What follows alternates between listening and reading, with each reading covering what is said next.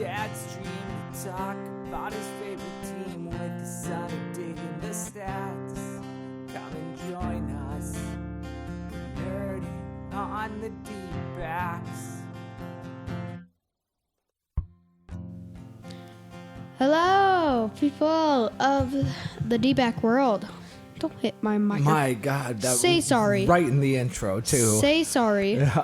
Sorry to No. all of you listening. No, say to the microphone. Oh, sorry, Mike. That was No, very this one. mean. This one. Oh, sorry, microphone. God. Okay. All right. That's our intro. Yep. Yeah, smooth. that's what that was. That's why we get paid the big bucks, people. I haven't got paid yet. Yeah, I'm actually in the hole on this whole ordeal, but it's well worth it because it's a ton of fun. So, sorry guys, I just had to move my mic a little bit more. That was in a really bad spot. All right, so welcome to Nerdy on the Dbacks. I am Dad. Also, the villain of Frozen, or whatever you want to call it. Yeah, good callback. Yeah. Yeah, so that's been a long time since Limerick's been into doing the Frozen characters. He kind of grew out of it. Yeah, I don't it's know. mostly just like Star Wars and Toy Story still. I don't even know who I am. All right, well, you're totally Phoenix. forgot. You're Well, Phoenix. I'm Phoenix, and I'm Sven too. So And Sun. And Sun. Yeah, that's what matters most. Whatever you Sun. want to call me. It doesn't matter. Yeah, so The city. So we're I get gonna that a call lot. we're calling this episode because we've played one season. This is overreaction time. That's what we call this, overreaction time, because there's really nothing valuable to be taken out of any 4-game series, especially the first 4-game series of the season, and especially a 4-game series against arguably, and by arguably I mean pretty certainly the worst team in the National League. But we're gonna do it. You know why? Cause it's the D-Backs show. It's nerding on the D-Backs. That's right, and it's a ton of fun. It's a ton of fun. So we were at opening night. Yep, we were talking about that for like weeks. Yeah. So we got there, and I gotta say, as you know, I had knee surgery. I've mentioned that once or twice, and I still, when I have to go out to do a lot of walking in places, I still bring my crutches because my knee gets so sore walking around, and so I brought my crutches along, and we got to sit in the handicap seating area.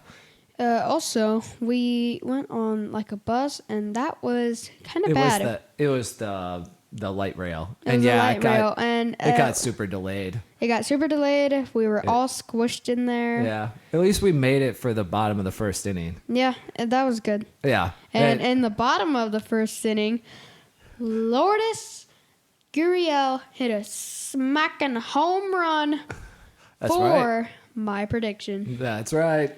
That's a double. Should have been a home run. But we could discuss a scoring change off camera. whatever. It's just a double. So yeah, and it was so loud in there. That was awesome. The stadium was packed. It was a sellout. It was such a great night. And of course, they had a record-setting 14-run inning in the third. And we got to see it. That's right. And they did it all without a home run. That's nuts.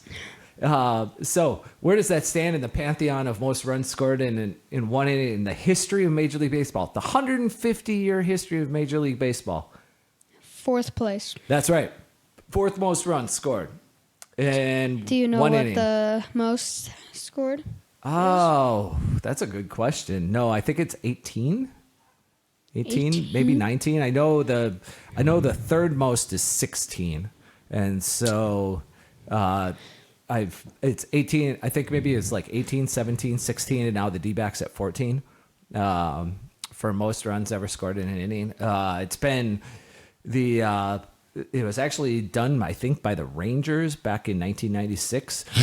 Previous to that, it's been just, I want to say the last 2 teams that scored that much were in the 1800s. It's been a while. They were using hands. They didn't have a glove. Literally.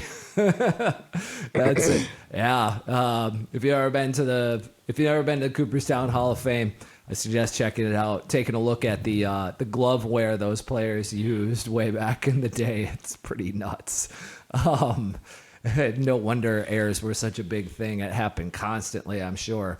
Yeah, if you ever like this glove sucks, just go to Cooperfield and Cooperstown. Yeah. You'll just be like, oh, this glove is amazing. So let's recap this series a little bit. And speaking of gloves, how about that Nolan Jones, huh? That guy had a rough series out in left field. Yeah.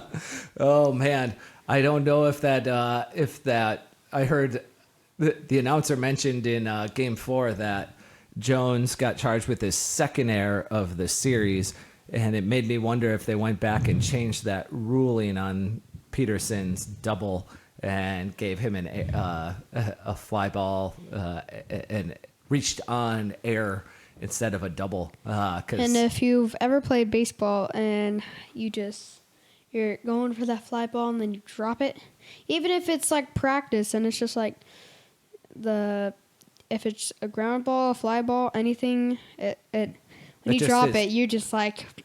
That's just seems like it should be an easy catch. And then you drop it, and then you're just like. Yeah. I mean, he was just like, dang it. Especially when you're out in the outfield, it is just the most lonely feeling. And you're MLB player. That's. Yeah, it happens to the best of them. And though. your coach is watching. Legitimately, you can go watch clankers all day on YouTube highlights.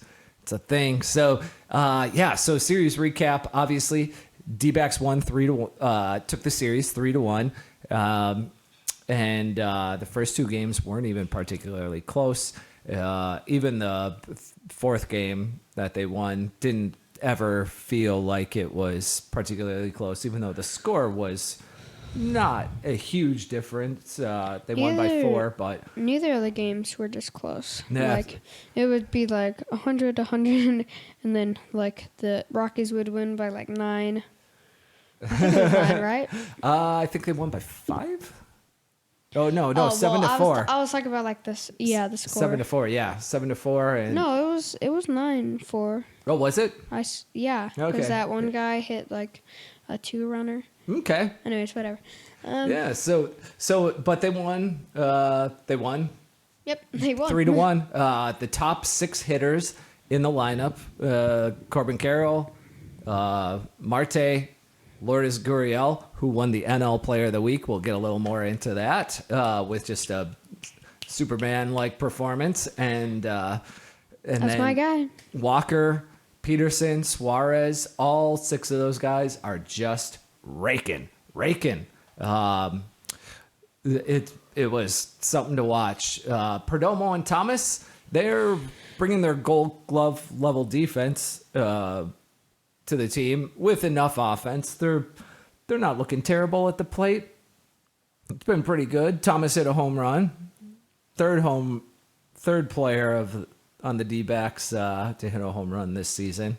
Yep, because I think Christian Walker helped with Lourdes Gurriel. For a back-to-back, and for I think it had to be the third game. He had a D-backs record of 3 home runs in a row from each game To start the season. Yeah. And That's my boy. Super fun. I think he had 10 RBI all in all. I mean, just had a sick weekend of games. And while I was watching the recap, I realized I have a home run prediction for him. So I'm very, very, very happy that he's doing good. You have a couple home run predictions for him. But so I need Jock to. Pena I don't know. I don't remember. Power's off to a killer start. And then we like I said, Perdomo Thomas, the catch by Thomas that we saw on opening night on that fliner that was hit over his head, and he was running back and jumped to catch it. If you guys haven't seen that video of that highlight, that catch, I mean this quite literally. I think that was probably the best catch I have ever seen by a player in person. Amateur, professional, anything. That was unreal. That was such a crazy catch. It was crazy. Yeah. Like It was so good. the And whole crowd went. yeah, that was absolutely nuts. And Perdomo had a couple of sick picks, including that ridiculous dive up the middle where he was able to roll himself over, and he threw just an absolute dart to Marte at second base to get the out. That was so impressive. That was an incredibly difficult play. So, yeah, those guys, like I said, they're hitting enough that they're not a hole in the lineup, and their defense has been absolutely outstanding. And then you got Blaze and Gabby, who's starting super slow at the plate. Neither has really even hit a hard ball yet. Even in that 14-run inning where Blaze had a hit, got his very first hit MLB, the very first hit of his career at the MLB level, and then Gabby had a couple of hits, but neither of them was really that hard. But Gabby's playing that Gold Glove caliber catcher. And honestly, with the way this lineup is constructed and the way they're hitting, I don't think there's really any need for him to even bring much offense this season for the D-backs to be successful. Obviously, if he does, it's a bonus. But if he could just keep playing that rad defense, doing his pitch framing, pitch blocking thing, that's really enough. That's all you ask for from that catcher position. Yep. Don't need home runs. You just need to play good defense, like Geraldo Perdomo. Yeah. Yes. Geraldo Perdomo. Really? It's with a G, though. I know. The G's are always silent. Eugenio. Yep. Which, again, I think it's funny that they call him Gino, even though it's Eugenio. It's really good. It's a good nickname. And so, regarding Blaze, though, he's probably got a really long leash. Wait, so does that make you Chris Wanner? Wahner? Wanner? Oh, no, we just gave away my name. Cut that. That's funny. Ooh, that's laggy. So, okay, we're good. So, Blaze, he's probably got a lot of leash, even though he hasn't come out hitting real well. The D-backs, if you hadn't heard, DFA'd Emmanuel Rivera. I think he made it through waivers. It should have been reported today if he did or not. And I haven't seen anything, though, so I'll have to go check that out. What happened to Montgomery? What's going on with him? Well, we'll get to that. Okay. Yeah. And so, Blaze, he probably has a long leash on the 26-man on the active roster because of the Emmanuel Rivera situation. But if he doesn't hit, he's not necessarily going to get a lot of playing time. So, like to see him kind of turn that around. It's not that he's taking bad at bats or anything. He just hasn't gotten good wood on a ball yet. And like I said, though, there's really not a lot of information to take out of one series, especially this series, except for the Rockies really are every bit as bad as I projected them to be. They are. I hope you guys pounded that under. Whether, in whatever sort of app you're using. It was one of the easiest, if not the easiest, on the board for this upcoming season. They look rough. But on the pitching side, all the starting pitchers brought it, except Tommy Henry. He had a rough start. But honestly, This wasn't his game. yeah, it's fine. He is the 7th SP. He's the 7th pitcher on the starting pitcher depth chart, essentially, for the org. He's pretty much just a placeholder until Montgomery is ready, who is... I'd have to take a look and see if he got started, if he had a start yet in the minors. But once Montgomery's ready to come up, hopefully in a couple more turns to the rotation, he takes over Henry's spot in the rotation. and we get to see what this rotation really looks like. Because we'll talk about Ryan here in a little bit, but excited to watch him. Kelly looked absolutely dominant, right? Yeah. I mean, Merrill Kelly, oh my God, that changeup is gross. filthy, absolutely disgusting. Makes me want to throw up. It's really impressive because this is one of the things changeup pitchers they often get short shrift, which is a weird word. I don't even know what shrift means, but short shrift when it comes to what people expect of them, say about them, kind of what they're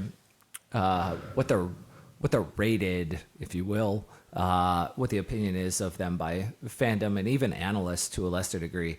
And it's, when you're Kelly, he's just able to keep those left-handed hitters so off balance and just constantly out in front with that beautiful changeup that just fades low and away right as the left-hander is coming through the zone. And he's got no shot at hitting it ever.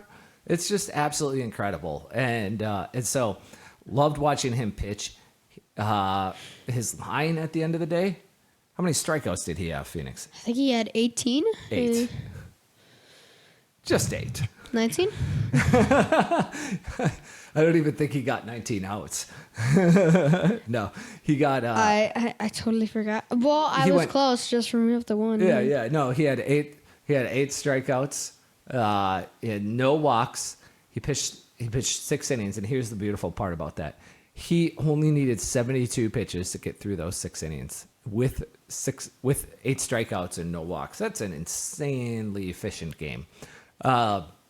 Fought, looked absolutely dominant outside of just that one inning where he lost all control. I don't know if you guys, how closely you paid attention to this, but he hit 2 batters in the inning. Oh yeah, that was horrible. Even all of the rest of the batters, like the balls in play, the walks, everything that he threw was inside. Like he's absolutely attacking the inside of that plate. But he didn't have it. He looked a little lost that inning. But he brought it back, got it back under control the next half inning that he pitched, and finished with just a fantastic line as well. 6 strikeouts, no walks in 5 innings pitched, I believe. Just terrific outing. Gallen was good enough. He only gave up 1 run, right? Yeah, 1 run. I don't know, something like that. Yeah, and he gave up lots of hard contact, but he had a 43-minute break during that 3rd inning where the D-backs put up 14 runs. I would just be sleeping. I'd just be like, oh. Yeah, 43-minute break. He had to go back and warm up a couple of times while he was under the stadium and behind the dugout. And so it's no surprise that he was a little off after that long layoff for coming out for the 4th and 5th inning. Honestly, there will be starting pitchers removed due to rain delays this year that last a shorter amount of time in the 3rd inning than that 3rd inning on Thursday night. That's like not warming them up, and then you just like throw them out there, like, yeah, go, yep, go do it. Yeah, good luck.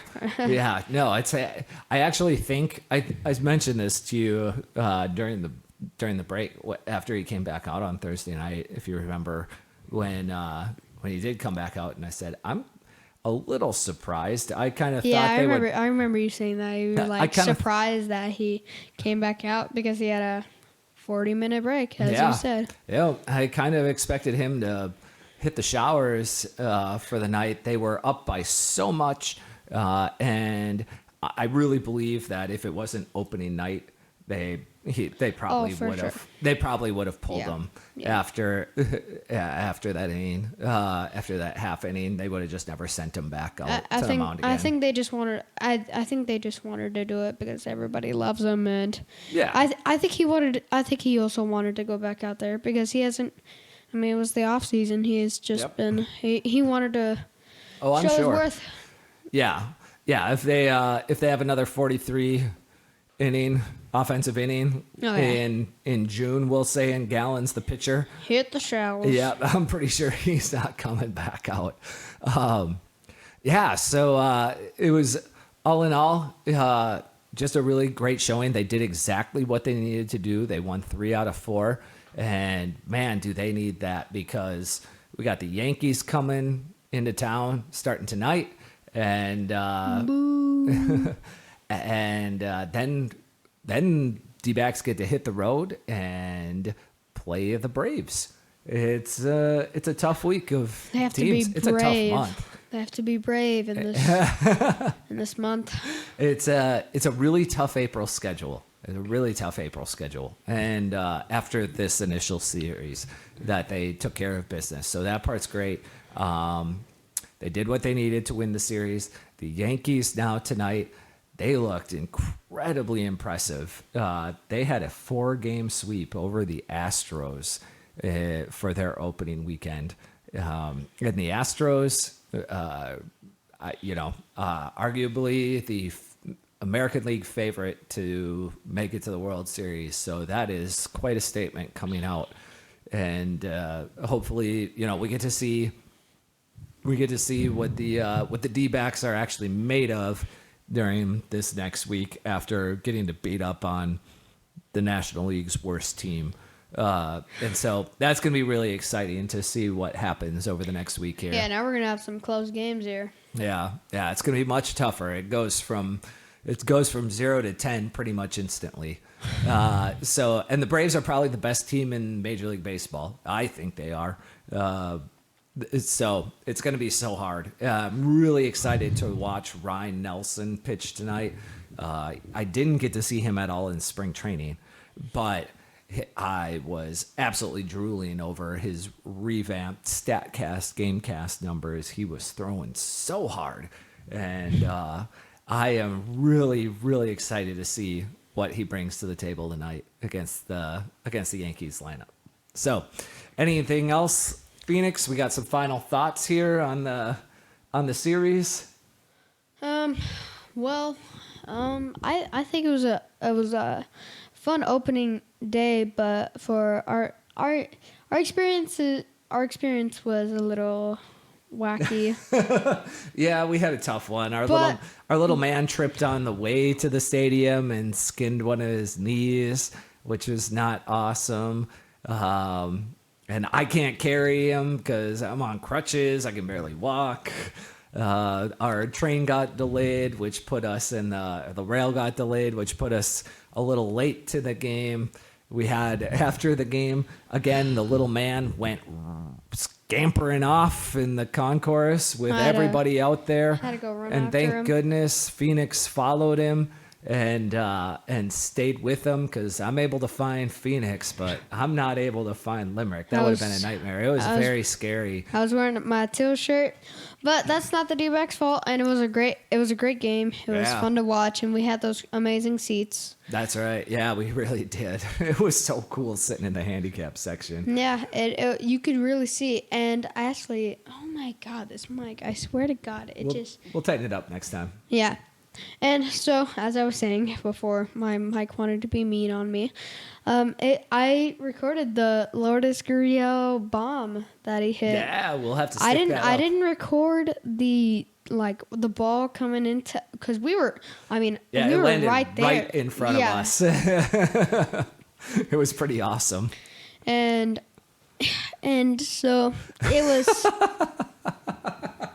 For those of you on the pod, the mic just fell off to the side, and Phoenix decided to start broadcasting sideways. That's a funny look.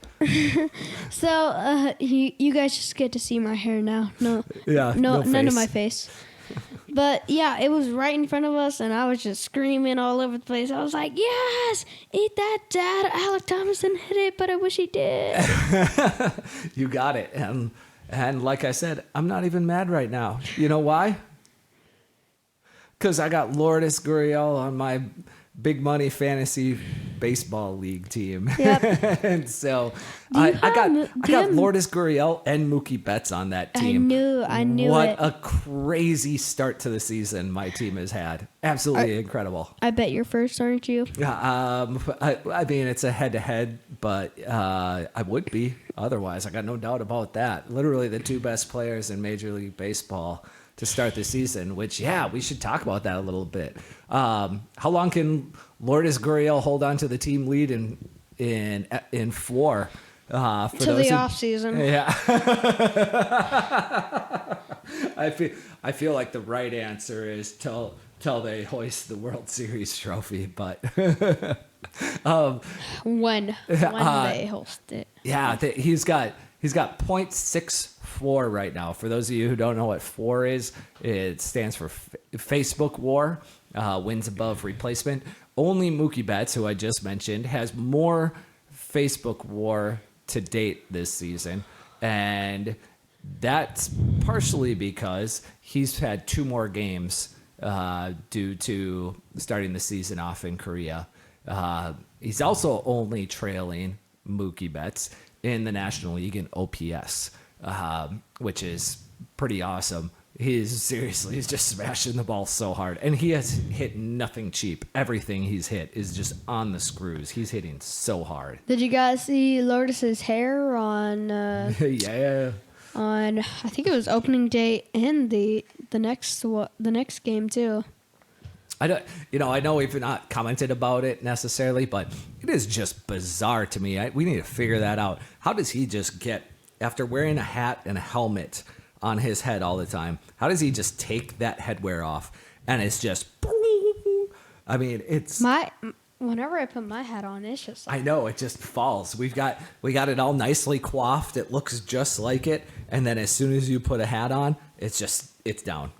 It does not stay. I could do it. Yeah, Like, yeah. look at this. Yep, absolutely. I could do it. Yeah. Look at the Well, sides. yep. We got I it. think I just we'll work need on it. some We just need to color it. pomade. Yeah. Yeah, but it's Oh, I'm getting gonna it to be- stay. That part just blows me away. I'm gonna be a weird kid at school. So the other thing, no, that's awesome. You're gonna get all the cred. You're gonna have so much cred. You're gonna be the most credited kid in school. That's what that is. People would say otherwise, but let's So move on. 5 stolen bases for the D-backs through 4 games. That's pretty awesome. They picking up right where they left off last year. Even Tucker Barnhart got into the action with a stolen base. Logged that under things I didn't expect to happen in 2024. Tucker Barnhart steals a base before either Alec Thomas or Geraldo Perdomo. That's impressive. Yeah, I thought Alec Thomas was gonna try and get in there. Oh, speaking of stealing base, did you guys see that bad call by the umpires from Corbin Carroll stealing to He didn't third steal it. base? He was taking the extra base though, for sure. It was me and Dad were watching it, and we were just like, "That he's safe, and Yeah, even everyone thought he even was. the announcer was like, "Oh Yeah. yeah, he's safe." Yeah. Yeah. But you know what? They won. So it Yeah. doesn't really matter. Also, the D-backs have the highest work plus. For those of you who don't know what work plus is, it stands for WRC plus in the National League through the first weekend of games. The Reds and the Braves have a higher OPS, but work plus weights the ballpark and your quality of opponent, both at the quality of the pitcher and the defense that you're going up against. And so it's why it's my favorite algorithmic metric. I like it a little bit more than OPS or OPS plus, if you will. And if you're wondering what the plus means in those statistics, plus means that they normalize it to 100. And so league average is always 100. Always 100. So someone who's got a 110 OPS plus, doesn't matter the year that you're in, because some years the league average OPS could be 780, and some years the league average OPS could be 720. And an 800 OPS and a 780 average season. Not really. I mean, it's good, but it's not hugely impressive. An 800 OPS in a league average 720 season, that's bananas. And so Savannah. So the plus statistics, OPS plus, batting average plus, weighted runs created plus, those kind of statistics, they really weight. There's even ERA plus. They weight the average, and it tells you right off the bat how much better, if they are better or worse than average, and it gives you an idea of how much better or worse than average they are. So I love those plus statistics.